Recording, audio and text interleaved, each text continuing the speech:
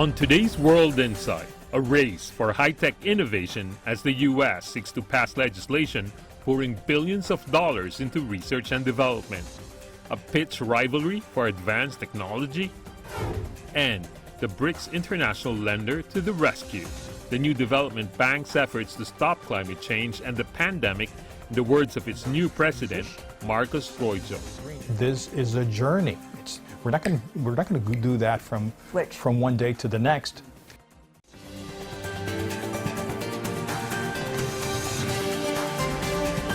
Here is our host, Tian Wei. Hello and welcome to World Insight. I'm Tian Wei. We start with the U.S., where competing bipartisan proposals to pump billions of dollars into federal funding into tech innovation will face votes this week. The Senate Commerce, Science, and Transportation Committee is set to meet on Wednesday to consider amendments to the Endless Frontier Act, a legislation which aims to increase investments in science and technology innovation in order to strengthen economic and national security. The bill will provide about $100 billion in funding over 5 years for research into artificial intelligence, machine learning, robotics, high-performance computing, and other advanced technologies. The bill is expected to help build American competitiveness with China and other countries. Could it lead to fierce technology rivalry? What does it mean for the semiconductor industry, which has always been in the focal point? Let's loop in our panelists from China and the U.S.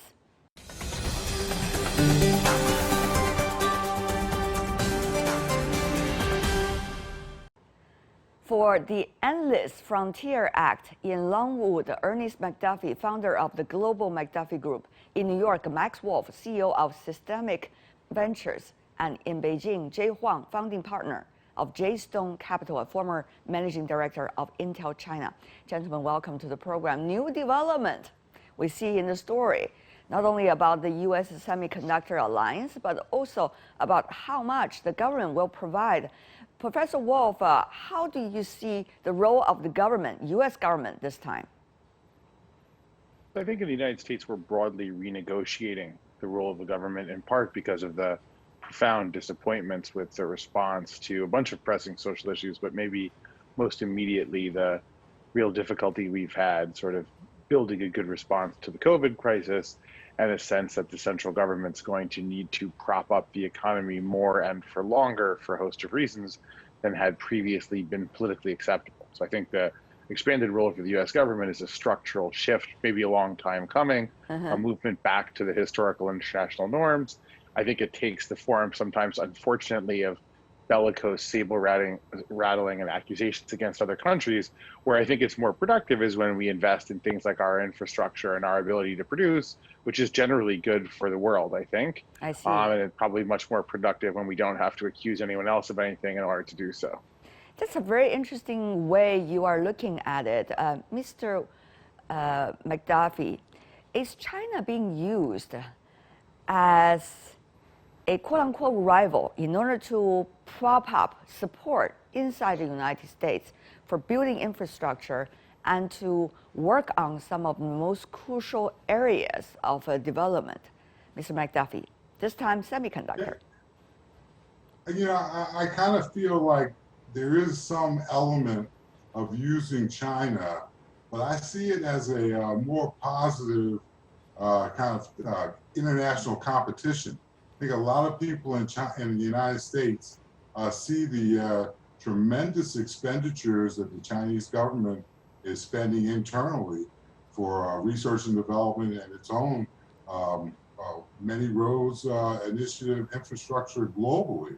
And they feel that that's an important investment for any first world country that has the capabilities to do that. It should be making those type of investments. I agree completely. It's a return to the more historical norm.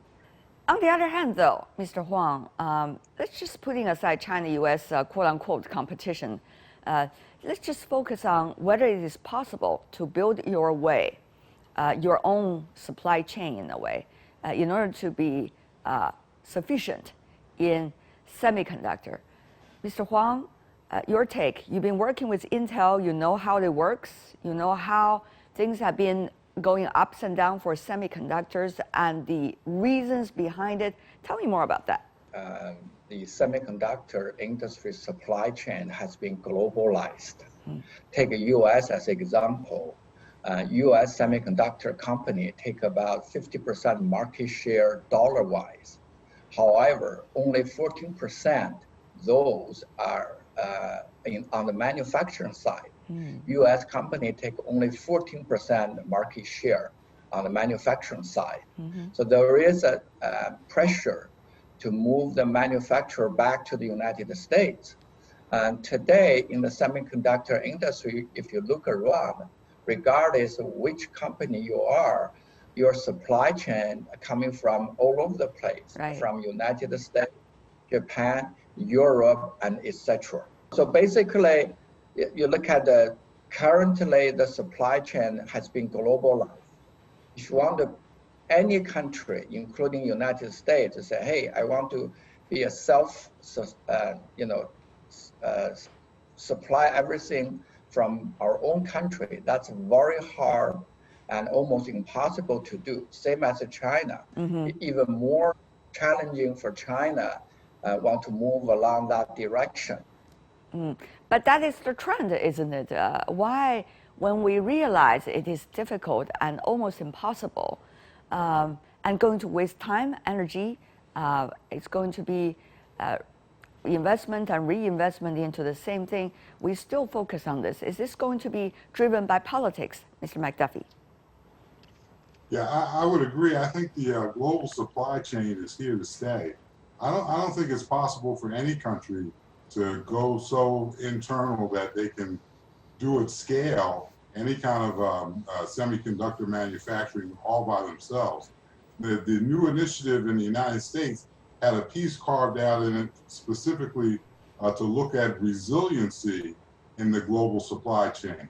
It's not so much focused on creating our own supply chain, it's in securing the global supply chain, which is going to require international cooperation, trust, and all kinds of new political initiatives that will be positive for the globe. If we can secure the global supply chain for everyone, it's a good thing. Well, but things are much more complicated, isn't it? Mr. Wolf, tell me more about why there's a shortage to begin with of semiconductors that the U.S.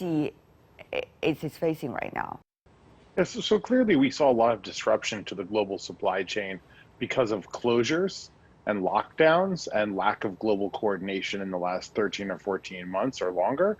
So part of this is just the sort of general chaos of what is a very globally interdependent system, right? So some of this is disruption to do with various lockdowns, shutdowns, some international shipping provisions, some issues with shipping. And also what COVID has largely done is reveal social issues in many countries and also create a situation where the future was accelerated. And in the initial period, everybody hunkered down and cut production or had to cut production. And then some areas, particularly the relatively higher tech portions of the economy, actually outperformed even the rosiest expectations. So between discontinuities and shutdowns and sort of stutter steps in international politics and the surge in demand for a lot of sensor fusion-based products and Internet of Things type products and chip infrastructure, you did have kind of a chaos feature and also an acceleration of the enhancement of smart features on all kinds of devices. Yes. I would say one thing about the supply chain that we tend to forget, we have national debates about supply chain, but we don't actually really have national economies anymore. We have international economies to produce things like an airplane, a car, semiconductor set. So we still have nationalist fervors in politics, but our economy, we spent 50 years moving away from that model. So it's a bit of a disconnect between the economy and the polity as well. Mr. McDuffie, you're from the industry. Tell me more about the industry decisions over the past 10 years or so, how it has been contributing to the current difficulties that we are all facing right now in terms of semiconductors.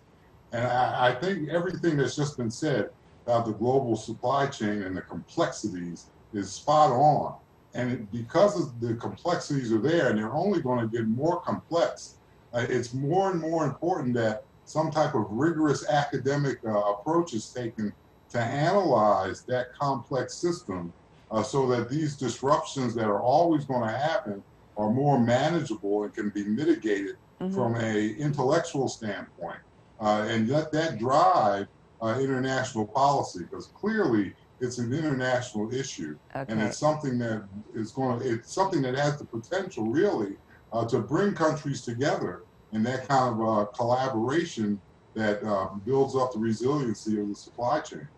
Mr. Huang, tell me more from the industry perspective, if you can. It's very important because most of people do not understand the nuance within the industry over the past decade, which have been making decisions that have led to where we are, even the issue of the shortage of semiconductors. Tell me more about that. I think there are lots of issues. It's a combination of lots of things. But I think that for this round, primarily reason, in my opinion, are interruptions. First is pandemic. Take auto industry as an example, and at the mid of last year, and then all the automobile industry cut down their forecast. Once you cut down your forecast, and those and chips production will move away to something else. By the time you realize and then your forecast is wrong, and you want to readjust and the forecast, but that production capability has been allocated for something else. Right. That's created shortage and for the automobile industry. That's number one. More importantly is the trade war. When U.S. put a sanction on the Huawei, Huawei's immediate reaction is, I'm going to piling up my inventory on supplies, cope with the future and the blackout. And then the other, so Huawei started to build up their inventory on supplies. And then the other, smartphone companies thinking, Huawei's and the trouble, leave some market and empty. So we can filling up and the Huawei's and the shortage. So they all started to piling up their inventory. And so we all know in the modern supply chain management in all the companies, and then people are already designed for zero inventory, i.e. they do not have a capability to truly forecast and what they need down the road. So then they all starting piling up, and then they piling up lots of semiconductor chips and other components, and then they still have shortage, and they still cannot produce and their final product. So they end up with lots of chips and has been in the inventory in all over the places. I understand that back in the 2015, 2016, there were already debates about CPU production, GPU production, and also decisions made by, for example, Intel, Cisco, and some of the others regarding where to build the infrastructure, how big to do it, and also what to follow up. Tell me more about that. How is this industry, earlier looking at the overall situation and plan its operations? And now, looking back, what the industry should have learned? Excellent question. Previously, without the geopolitics and consideration, all those on the design and are pretty much on the focus on the efficiency and the globalization. Sure. I.e., where you put your factory in the places which has the most effective, lowest cost. Now, so they end up today's situation. A lot of factories, semiconductor factories, for example, have been moved out of the United States, not to China, actually to other places. Now, people change their thinking. They all want to move back their manufacturing to their own countries or locations. For example, not only United States want to move the semiconductor factories back to US, Europe started to say, hey, I want to get the semiconductor factories back to Europe. Japan also want to build the semiconductor factories in Japan. Even Indian want to build a semiconductor factories in India. As you can see, it's this globalization turn into the other way, become a localization in the semiconductor side of it. Is it possible, though, the localization? Mr. Wolf, coming from an economic perspective, building a infrastructure, producing chips could be really quite expensive, several billions. And also it takes 3 to 5 years to build the facilities because there are high demands for how the facilities is being operated. So how is it going to be successful in the short term? Is it? So I think in the short term, it may be a political success, regardless of how viable it turns out to be long term. As an economic success, you can see the bipartisan support, which is fairly rare these days, forming around it. So there has been some political headwind there. I think part of the other issue we haven't just addressed is there's been a lot of concentration in this industry and a lot of mergers. And so the number of players has dwindled. We've had fewer larger players. We've also had this sort of tectonic shift into the GPU processors from the CPU process. Right. So the tech mix has shifted a bit. And then the other piece is that this is an economy of scale business. It's a massive economy of scale. So the localization debate tends to ignore the fact that everyone thinks they're going to be the global producer at home. But if everyone is localizing, of course they can't. And because there are significant economies of scale here, nationalism is unfortunately usually a successful export. So you can't actually achieve the economy of scale you need if the people you'd be selling your chips to are also trying to do it at home. So I don't think the practicalities of the business model are there. And I think, to your good point, it's billions or tens of billions of dollars and 3 to 10 years to figure out if this is going to work, after which you're on a reversible, like an irreversible crash course in many cases. And governments often like announcing subsidies, but paying in and out year after year after year for unsuccessful programs tends to have a lot fewer sponsors than the initial announcements. Mr. McDuffie, your take? Is making sound really going to help making real progress?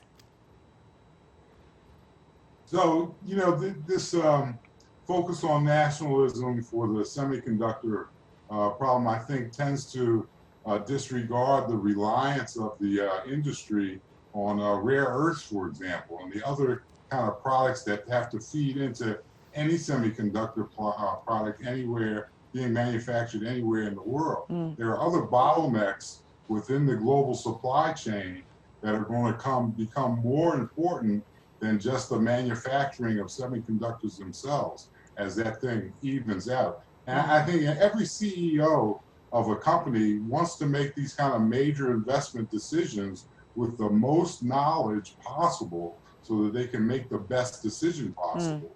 And that's going to require the modeling of the comprehensive supply chain around the semiconductor industry, as well as the industry itself, so that you can have as much visibility to the interactions of what's going to happen and make the best decisions you can. Mr. McDuffie, are you referring to China being an exporter of rare earths? Is that what you're trying to refer to? Well, I mean, I know China's a major exporter of that, but I think there's not a lot. And you can't say, well, I don't have any rare earths here, so how am I going to become, you know, an independent supply chain if I have to go somewhere else to get my rare earths? So, you know, that's an issue. That's part of the you know, main components that goes into it. You have to take all that into account. Yeah, Mr. Huang, you want to respond to that about the rare earth thing and the raw materials for the semiconductors? How important is it in this overall debate? I think the material is very important in the semiconductor industry. And for example, just silicon. And people think silicon is, you know, everywhere you can get a silicon. Actually, in semiconductor side, we need a high purity silicon. I think a lot of those raw material not in China, actually in the United States or any other places. So that's another issue. And on the, you know, supply on the material side, I think that when we talk about whether it's feasible to do the localization, back to your previous question, I think I read a report from U.S. semiconductor industry think tank. They estimated and the localization would cost the semiconductor chips 20 to 30% more expensive. Is this price tag too high? I don't think so. I think the consumer eventually can afford 20 to 30% and the cost rise. But whether they can do it and it's not the feasibility, it's not a sure thing for all countries. I can see in the United States and Europe and Japan can have some success at moving some of their factories back to the home turf, but not every countries and say, hey, I want to have my own semiconductor factory built in my backyard. That's doable. So lots of challenges. Mr. Huang, I want to follow up on that because for example, all the important issues related to the new development in the internet area, such as data center and many others, all need the semiconductors. So will a semiconductor be the ultimate competition between China and the United States, for example, geopolitically? I think a semiconductor, it is the essential part of the industry. So the importance cannot be overstated. And right now, unfortunately, this has become the center point of the geopolitics.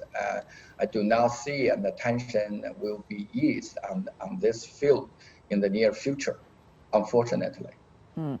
But we also have been hearing from the industry here in China, for example, Mr. Huang. China's Semiconductor Industry Association, it's an association of about 800 Chinese chip companies. It said earlier in March that it is forming some kinds of alliance and partnership with their American counterparts to establish working groups to create an avenue for communication on issues of export control and many others. Will those mechanisms help to build some kind of momentum to turn back the clock or to move to a new direction in which we're not going to be further separated, but rather be able to solve some of the concerns with new technology, with new way of thinking? My understanding is CSIA is China's branch of SIA. SIA is a Semiconductor Industry Association. It's a U.S. semiconductor organization, non-government sponsored organization. I think a CSIA's initiative, and it's a very positive move. And actually, it's try to mobilize the industry partners and then try to cooperate, and then without much or if any geopolitics and impact. I think that's a very positive move. Hopefully they can make some success through lobbying both sides of the government. It's an excellent move in the right direction. I have much more faith in international business finding solutions to the international supply chain than to individual nation states. I mean, the industry understands its interdependency much better than the politicians do. And so if industry comes together and brings an international front, international standards, international collaboration to the table, it'll be very difficult for individual countries to buck that trend. I think that's really a key to a successful and peaceful future. So many fascinating things about the semiconductor issue. It's about technology, it certainly is about politics and geopolitics. It's also about governance issue, it's about industry, their relationship with the government, and it's about many other areas in which it is closely related to. Thank you so much, gentlemen, for joining us and helping us to understand better about the latest. Ernest McDuffie, Max Wolf, Jay Huang, really appreciate it. Thanks. That's my earlier conversation with industry insiders from China and the US on semiconductor industry and how the Endless Frontier Act is likely to have its impact on the industry. You're watching World Insight. Coming up, the BRICS international lender to the rescue, the new development bank's effort to stop climate change and the pandemic, in the words of its new president. When things that are global in nature, like climate change, like the pandemic, they also need multilaterally built solutions.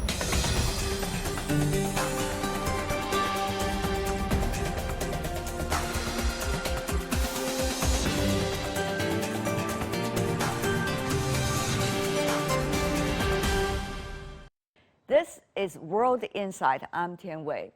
BRICS countries are some of the fast emerging economies. They set up the New Development Bank, or NDB, in 2015 to finance infrastructure projects in the developing world. The Shanghai headquartered bank has pulled its own weight in the battle against the many global challenges, such as climate crisis and the pandemic. Last month, 40 world leaders attended a virtual summit on climate. Some announced the new commitments, which was timely and necessary. But many say a difficult path still lies ahead. So what are the next pragmatic steps in the battle against climate change? How will financing play its role? And how big is the potential of green initiatives? For answers, I talked to the president of the New Development Bank. Let's listen in. Mr. President, how do you see the potential of the so-called green development and green cooperation? Yeah, well, first of all, it's important for us to realize that we are passengers on the same boat, which is our planet. So when things that are global in nature, like the climate change, like the pandemic, they also need multilaterally built solutions. And I think this is one of the ways forward that we can adopt to promote a greener economy. When things that are global in nature, like the climate change, like the pandemic, they also need multilaterally built solutions. And I think this is one of the ways forward that we can adopt to promote a greener economy. There are many aspects with which you can call something green now. I think one of them, of course, is related to green financing. There is both an appetite and a goodwill. It's in the spirit of the times for institutions to provide liquidity and resources for projects that are green, that will allow for the economy to be less harmful to the environment. So I think this is a positive aspect, and one in which the New Development Bank can also play a role, which is to look for those sources of funding, putting them together in attractive projects and making them available to our member countries. There's something also that has to do with the transition of our economies. I mean, many countries in the world, especially those that have seen their rise in the first industrial revolution, have used up all possible sources of energy. And I think one risk that we cannot run is to repeat the mistakes of the past. So we have to travel on a different path.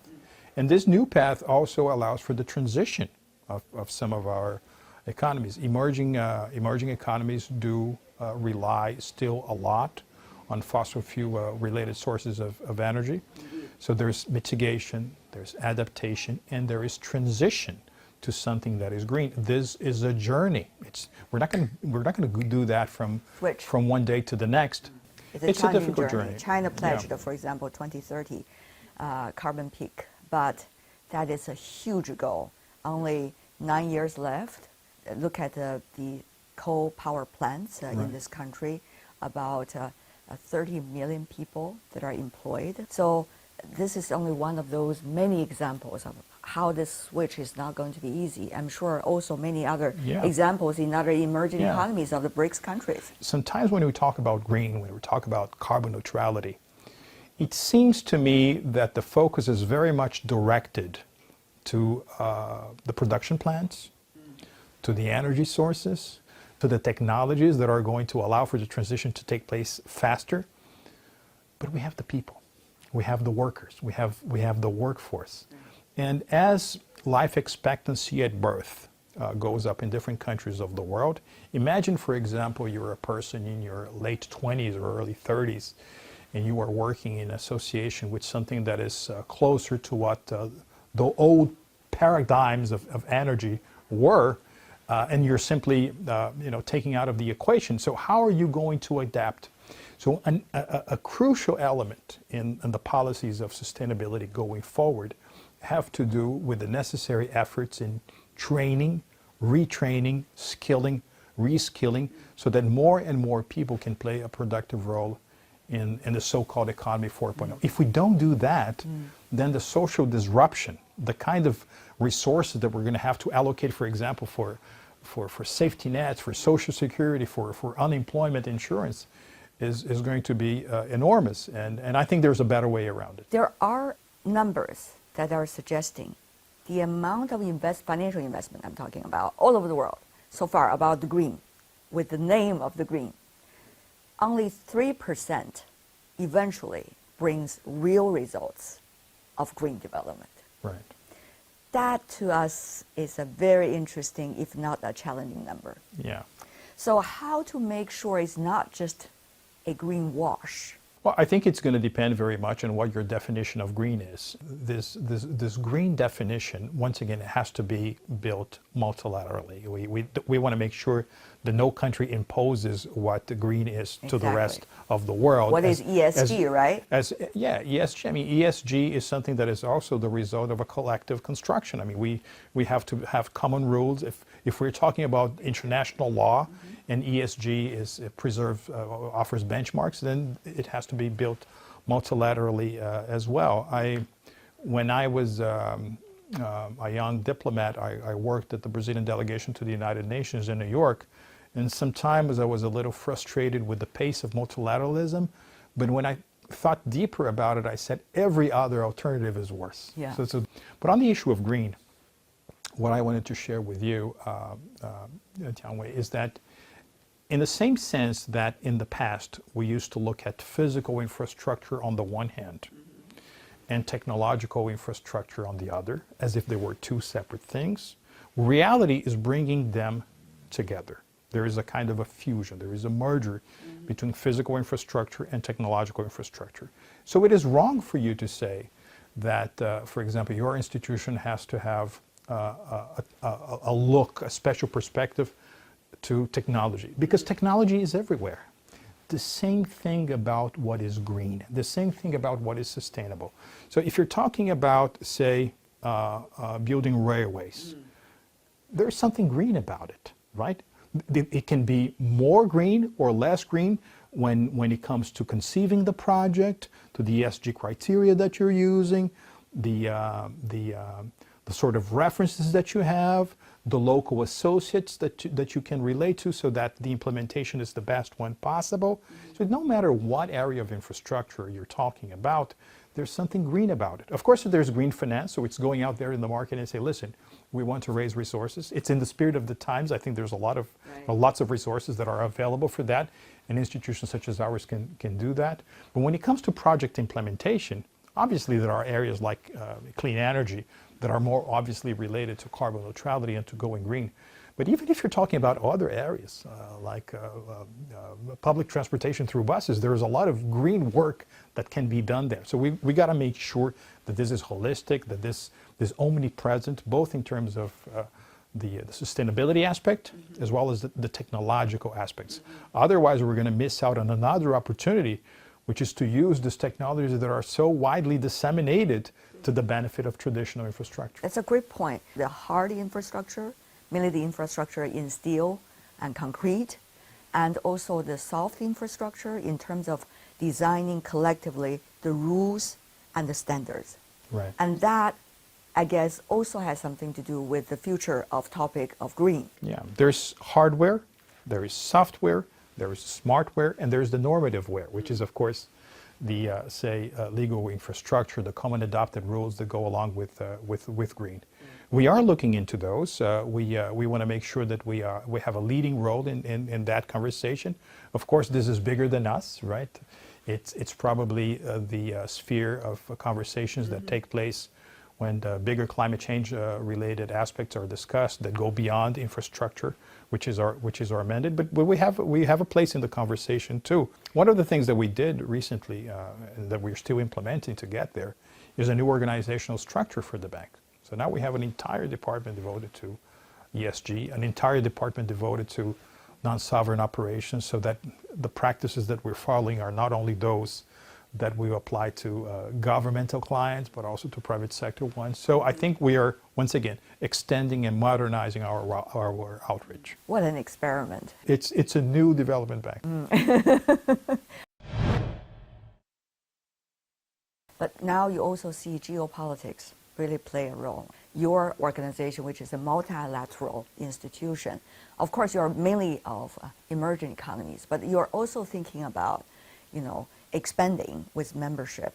How do you look at, what is going on in the world? What does it mean? You mentioned something about geopolitics. Great power competition is not new in history, right? I mean, it's something that we have seen a lot. If we don't have to go too far back into the past. Merely the last 200 years have shown how great power politics has been part of the landscape. I think the difference here is, once again, the marriage between responsibility and leadership, learning those histories, and trying not to fall into the traps that the political cycles present to you. The concrete experience of the New Development Bank goes in this direction. You're talking about countries that are truly very representative in their regions. I mean, in our membership, you have Russia, India, China, Brazil, South Africa, and we come to work every day on projects in water, sanitation, urban transportation, smart cities, digital technology, now with an increased emphasis on climate change, on ESG, and cooperation takes place. Cooperation takes place. And I think this is particularly relevant because the name of our institution is New Development Bank. So we have to live up to its own very name. And part of it has to do with membership expansion. And that is why I was very happy when our shareholders gave us the green light to start conversations with different countries for the New Development Bank to embrace new members. And we're in the process of doing so. I think very soon, maybe even this year, we're going to be able to announce some new members, which I think is great because it gives us a bigger capital structure and a bigger global outreach. What kind of qualification would they have to have in order to be members? Well, see, I'm trying to get the names of those countries and members. Yeah, no, it's a different set of criteria that involve relative size of GDP, the kind of roles that they have played vis-a-vis multilateral development institutions, where they are geographically located, because we also want to make sure, once again, that this global character, the global outreach is contemplated as we go about the membership expansion process. So it's a combination. Of course, they have to be okayed by our shareholders. Our shareholders play a leading role in defining who we're going to be talking to. What about the future, near future? Now, of course, there are many crises you have to fight. Everybody has to fight. But the future of NDB, especially looking at the other multilateral institutions, including AIIB and other development banks, and the World Bank, which is now, like most of the UN system, is under question about its future reform. So where is New Development Bank right now in terms of your growth potential? Even if you take all of the multilateral development institutions combined and you juxtapose them to the infrastructure needs or the development needs of the world, we have a long distance to cover. So the more development institutions we have, the better, because then they can scale up resources, they can act as conveners of money, of ideas, and I think this is particularly important. I would single out 4 areas that I think are important for us. So one of them is we have to become more of a complex and sophisticated institution, especially as we increase our exposure to the private sector, to subnational entities, to institutional investors. So we have to have more in our toolbox when it comes to the financial instruments. We have to play a leading role in the conversation of what new development policy is going to mean in the future. And I think here we have a very good raw material to draw from, which is our own very set of projects. They provide extraordinary cases of development, especially if you want to talk about what a new institution can do that's transformational. The other aspect is, I think, very much in terms of what the bank does for itself. We have set out to be a talent-intensive institution. I think talent is becoming the most important factor of production in the fourth industrial revolution. So the New Development Bank cannot be an outlier in this. So if you work in operations, you should also understand some legal matters. If you work in legal matters, you have to understand, let's say, ESG. So having more of this multifunctional development banker as the profile, the ideal profile of our institution. And once again, making progress on not only membership expansion, but also the expansion of the influence of the bank. If we do that, then I think, once again, we're going to be seen as a cooperation example that can be replicated. And if that is the case, I think we should be very happy about it. Last question, Mr. President. We started our conversation by talking about trust deficit. I would like to also wrap it up, probably with a question related to that. There is enormous trust deficit, enormous misinformation, enormous amount of misunderstanding as well. Multilateral institution depends on trust the most. With your term here, what is your plan trying to build trust? Yes, I think that's a very important question because at the very beginning of some banking institutions, they were called trust, right? So trust and banking is something that goes hand in hand. Yes. I know no better way of establishing trust than to establishing day-to-day coexistence. One of the reasons why I think the NDB has been so successful from being just an idea to becoming a player is that these different countries, they come to work every day. So we interact every day. We understand from different cultures, different civilizational backgrounds. The world is very different. The world is very different. It's beautiful. It's different. Diversity. But then sometimes this kind of differences, they hold you back. And when you understand them and you're able to see how they play out on a particular project, then understanding is broadened. You can build consensus. Consensus is another very beautiful word because it means going in the same direction as of an agreed perspective. And I think we're accomplishing that at the bank. Let us work every day so that this trust is one of the most distinguished features of the new development bank. My earlier conversation with the president of the new development bank. And that's all we have for today. If you'd like to see more, search World Insight or check out our YouTube channel. Follow us on Twitter and Facebook. I'm Tian Wei. On behalf of the team, thanks for watching and bye for now.